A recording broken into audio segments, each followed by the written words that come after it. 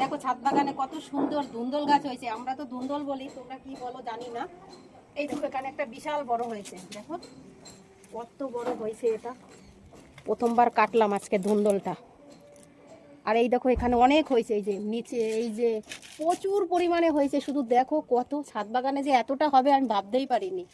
সকালবেলা বাজার থেকে বলে একটা চিংড়ি নিয়েছি, আজকে ধুন্দল দিয়ে রান্না করবে। দেখো বিশাল বড় বড় চিংড়ি, ওই জন্য বলে একটা চিংড়ি নিয়েছি, থেতো করে রান্না করবে। 4 পিস চিংড়ি, দেখো কত বড় বড়, একদম জ্যান্ত জিলের চিংড়ি দিয়ে আজকে এইটা দিয়ে রান্না হবে। এইটা না এইভাবে চেঁচে উপরের ইটা ফেলে দিতে হবে।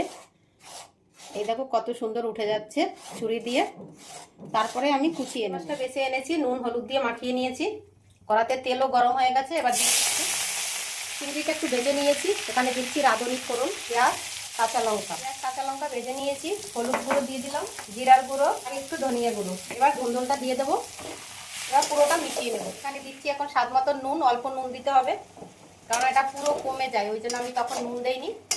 এখন কতটুকু হয়ে গেছে, কোনো মশলাই লাগে না এটা বানাতে, একটুখানি চিংড়ি মাছের স্বাদ হলেই হয়ে যায়। রেডি হয়ে গেছে, এবার নামিয়ে নিচ্ছি।